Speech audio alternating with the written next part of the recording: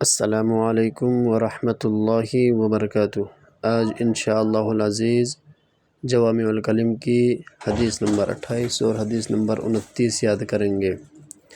اعوذ باللہ من الشیطان الرجیم، بسم اللہ الرحمن الرحیم۔ انا خاتم النبیین لا نبی بعدی۔ ترجمہ: میں آخری پیغمبر ہوں، میرے بعد کوئی نبی نہیں آئے گا۔ حدیث نمبر 28۔ انا خاتم النبیین لا نبی بعدی۔ میں آخری پیغمبر ہوں، میرے بعد کوئی نبی نہ ہوگا۔ حدیث نمبر 29۔